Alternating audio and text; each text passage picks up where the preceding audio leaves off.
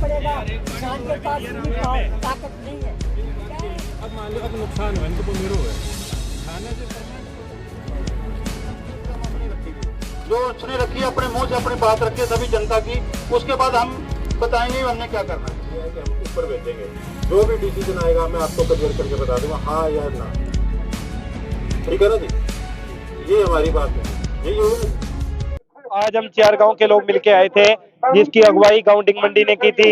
जैसे डिंग मंडी ने आज से 3 दिन पहले एक मुहिम चली थी हमारे पूरे गांव में कि गांव डिंग मंडी केवल यहाँ बाउदेन टोल से केवल 14 किलोमीटर की दूरी पर है, और केवल जब हम डिंग रोड आके चढ़ते हैं इस हाईवे लाइन पे तो ये केवल 5 किलोमीटर चलते ही हमारा ये हाईवे पर है, या टोल बाउदी आ जाता है तो हमारी पर्चियां कटती है, टोल टैक्स कटता है। बल्कि इस बाउदी गांव के चारों ओर 10 से 15 गांव पहले भी इन्होंने फ्री कर रखे हैं। जोधका गांव पहले था जिसकी पहले पर्ची कटती थी, लेकिन ये बहुत बड़ी तादाद में लोग आए और उसके बाद उसको फ्री कर दिया गया। इस गुंडा टैक्स के खिलाफ डिंग ने जब ये मुहिम स्टार्ट की, इकट्ठे होकर हम रविवार को 18 दिसंबर को बाउन का घेराव करेंगे। अगर हमारी बात नहीं मानी गई तो हम पूरे टोल को टोल फ्री करा देंगे। तो हमारे साथ मोचाली, कुक्कर थाना और कोटली गांव भी आए और हमने भी उनका स्वागत किया। और आज यहाँ पे काफी बड़ी संख्या में किसान अपनी गाड़ियों के साथ आए और टोल फ्री करने के लिए काफी 2-3 घंटे प्रदर्शन चला।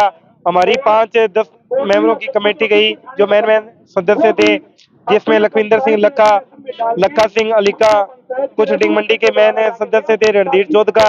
उन्होंने यहाँ टोल के प्रशासन से बात की है। अब हमारी सहमति बनी है कि उन्होंने ठेकेदार ने हमसे 1 हफ्ते का टाइम मांगा है और सभी कमेटी ने उस पर सहमति भी जताई भी 1 हफ्ते में अगर आप NH हाईवे उसके बड़े स्टाफ को 1 हफ्ते में अगर आप मना लेते हो कि 4 गांव वो फ्री करते हैं तो ठीक है, नहीं तो अगले इतवार को इससे भी 5 गुना भीड़ के साथ ये चारों गांव आएंगे।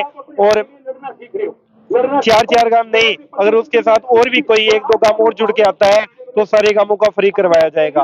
अगर टोल फ्री नहीं करता है प्रशासन है तो इसको पूरा को टोल फ्री कर दिया जाएगा। टोल को अगर ये 4 गांव फ्री कर दिए जाते हैं तो जो बाकी के गांव बचे हैं जो इस दायरे में आते हैं उनका क्या होगा?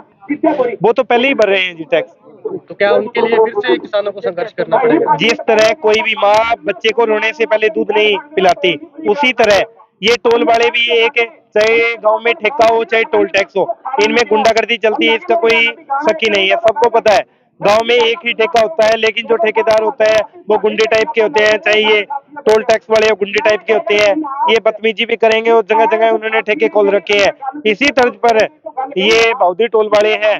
जब तक 20 फुट के दायरे में बहुत से काम आते हैं जिनका फ्री होना चाहिए, लेकिन ये फ्री नहीं करेंगे जब तक वो गांव के लोग आकर यहाँ पर इनकी नाक में दम नहीं करेंगे, इतने ये फ्री नहीं करेंगे। लेकिन किसान कहते हैं कि हम किसान मजदूरों के साथ मिलकर एक बड़ा आंदोलन लड़ा था। आज किसान संघर्ष कर रहे हैं, लेकिन काफी सारे लोग ऐसे हैं जो आज इस आंदोलन में शामिल नहीं हो पाए। तो क्या लगता है उनके लिए दोबारा से संघर्ष करना पड़ेगा? क्योंकि आप कह रहे हो कि 4 गाँव को फ्री कर देंगे, बाकी गाँव इस दायरे में आते हैं, जब तक उनको वो संघर्ष में नहीं आएंगे तब तक उनको फ्री नहीं किया जाएगा। जैसे आपने बोला कि जब तक बच्चा रोता नहीं माँ उसको दूध नहीं पिलाती। तो ये तो आपने देख लिया होगा, जोध का काम अगर प्रोटोकॉल में अगर जोध का काम फ्री होता, मैं एक जोध का काम का आपको उदाहरण बता देता हूँ।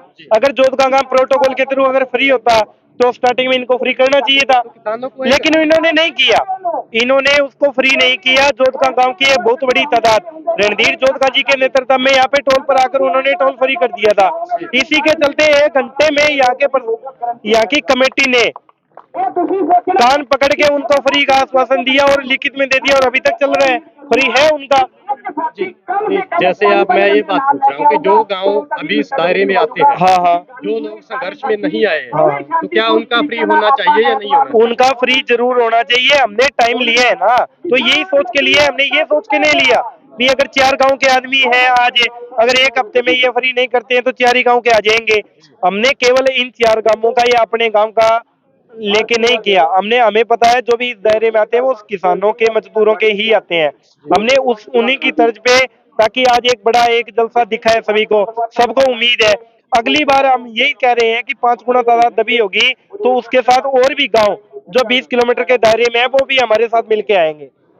हाँ जी, क्या कहेंगे जिस प्रकार किसान जब बार बार संघर्ष करते हैं उसके बाद ही उनकी आवाज सुनी जाती है, पहले क्यों नहीं सुनी जाती? देखो ये तो 1.5 ਸਾਲ ਦੇ ਵਿੱਚ ਤੁਸੀਂ ਦੇਖੇ ਸਰਕਾਰ ਇਹ ਗੂੰਗੀ ਦੇ ਰਹੀ ਇਹਨਾਂ ਨੇ ਕਿਸਾਨਾਂ ਨੂੰ ਮਜ਼ਦੂਰਾਂ ਨੂੰ ਵਪਾਰੀਆਂ ਨੂੰ ਮਾਰਨ ਤੇ ਤੁਲੇ ਹੋਏ ਇਸ ਕਰਕੇ ਵਾਰੀ-ਵਾਰੀ ਸੰਘਰਸ਼ ਲੜਨੇ ਪੈਂਦੇ ਲੜਦੇ ही रहने ਪੈਣੇ। नहीं, देखो जैसे आज 4 गांव के किसान आए हैं, उन्होंने संघर्ष किया, कहीं ना कहीं सहमति बनी है कि आरसी देकर या कोई डॉक्यूमेंट्स देकर उनको फ्री कर दिया जाएगा। लेकिन जो इस दायरे में किसान आते हैं या जो और अन्य लोग आते हैं, गांव आते हैं, क्या सभी फ्री नहीं होने चाहिए? देखो हमारा है बुलावा देना, सभी कामों को बुलावा दिया है, वाइट भी डाली है, कल आप मीडिया में भी देखा है, सभी कामों को बुलाया है।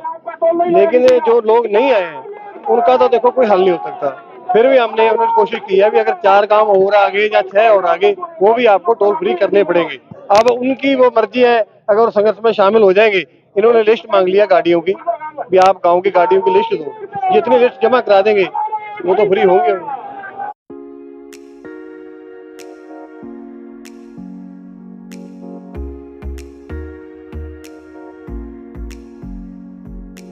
Hi, my name is Deepika Malik from Magnus Language School, Sirsa.